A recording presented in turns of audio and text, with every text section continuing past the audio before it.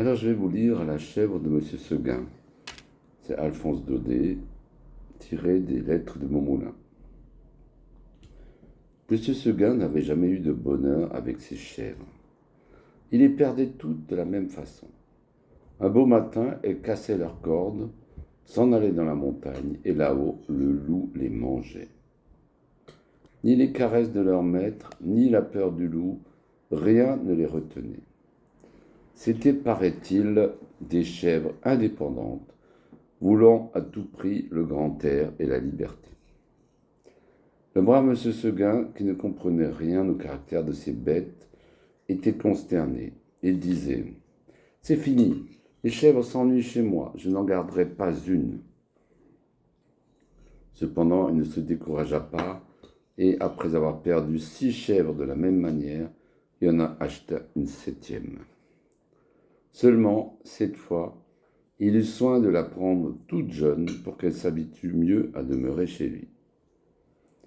Ah, Gringoire, qu'elle était jolie, la petite chèvre de monsieur Seguin. Qu'elle était jolie avec ses yeux doux, sa barbiche de sous-officier, ses sabots noirs et luisants, ses cornes zébrées et ses longs poils blancs qui lui laissaient une houppelande. C'était presque aussi charmant que le cabri d'Esmeralda. Tu te rappelleras, Gringoire, et puis docile, caressante, se laissant traire, sans bouger, sans mettre son pied dans l'écuelle. Un amour de petite chèvre. Monsieur Seguin avait derrière sa maison un clos entouré d'aubépines. C'est là qu'il mit sa nouvelle pensionnaire.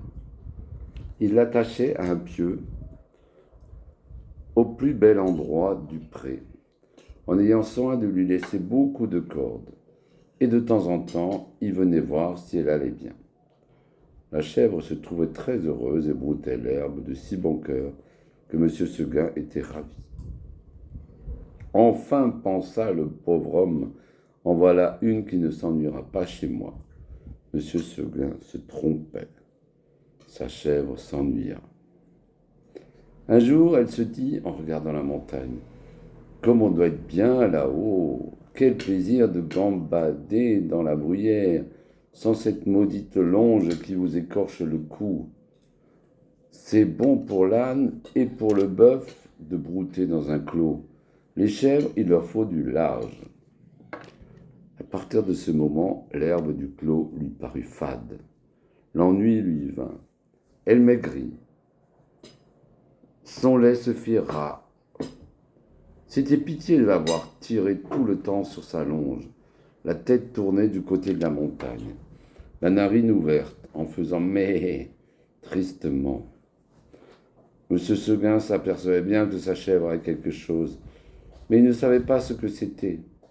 Un matin, comme il acheva de la traire, la chèvre se retourna et lui dit dans son patois « Écoutez, monsieur Seguin, je me languis chez vous.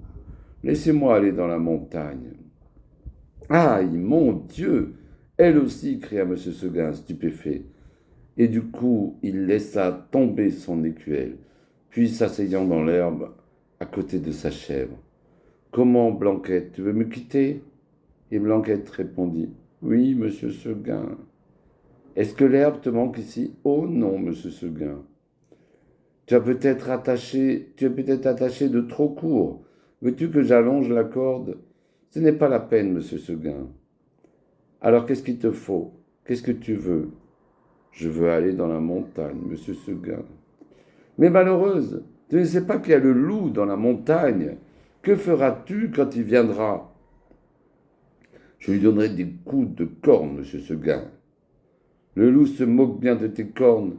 Il m'a mangé des biques, sûrement encornées, sûrement autrement encornées que toi.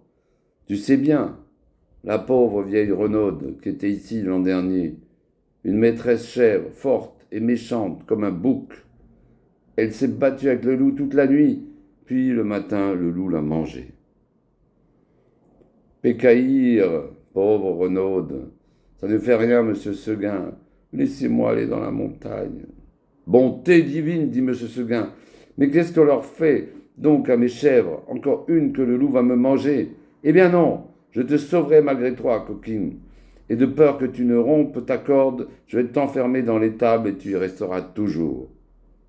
Là-dessus, M. Seguin emporta la chèvre dans une étable toute noire, dont il ferma la porte à double tour.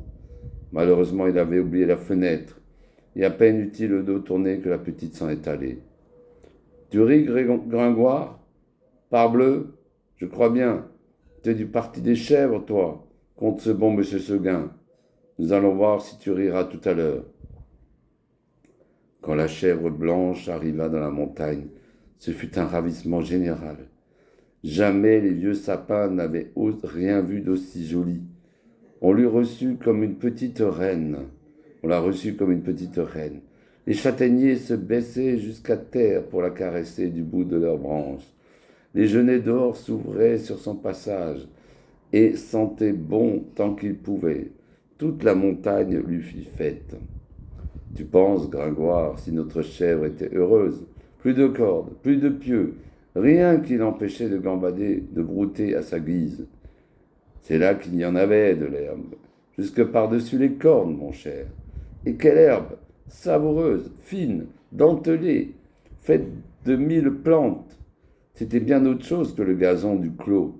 Et les fleurs donc, de grandes campanules bleues, des digitales de pourpre à long calice, toute une forêt de fleurs sauvages débordant de sucs capiteux. La chèvre blanche à moitié saoule se vautrait là-dedans, les jambes en l'air, et roulait le long des talus, pêle-mêle avec des feuilles tombées et les châtaignes. Puis tout à coup, elle se redressait d'un bond sur ses pattes. Hop! La voilà partie, la tête en avant, à travers les maquis et les buissières, tantôt sur un pic, tantôt au fond d'un ravin, là-haut, en bas, partout.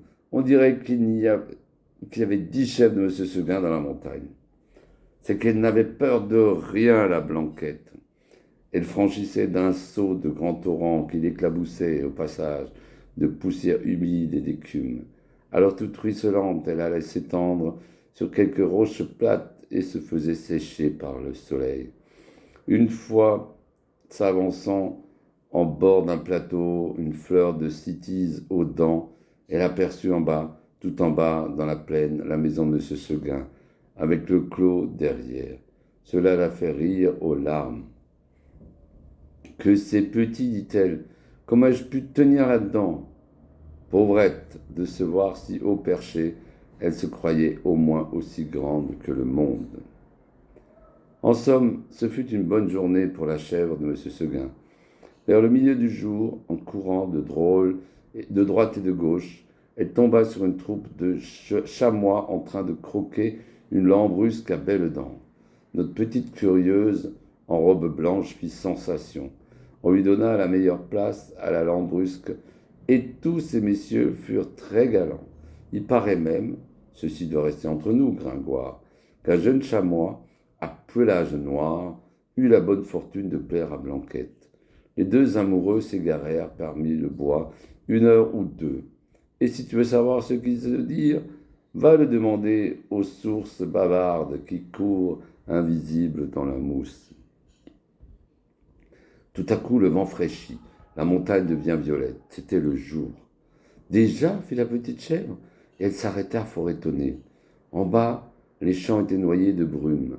Le clos de M. Seguin disparaissait dans le brouillard, et de la maisonnette, on ne voyait plus que le toit avec un peu de fumée. Elle écouta les clochettes d'un troupeau qu'on ramenait et se sentit l'âme toute triste. Un gerfaut lui rentrant, la frôla, qui rentrait, la frôla de ses ailes en passant. Elle tressaillit, puis ce fut un hurlement dans la montagne. Ouh, ouh, elle pensa au loup. De tout le jour, la folle n'y avait pas pensé. Au même moment, une trompe sonna bien loin dans la vallée. C'était ce bon M. Seguin qui tentait un dernier effort. Ouh, fit le loup. Reviens, reviens, criait la trompe. Blanquette eut envie de revenir, mais en se rappelant le pieu, la corde, la haie du clos, elle pensa que maintenant elle ne pouvait plus se faire à cette vie et qu'il valait mieux rester. La trompe ne sonnait plus.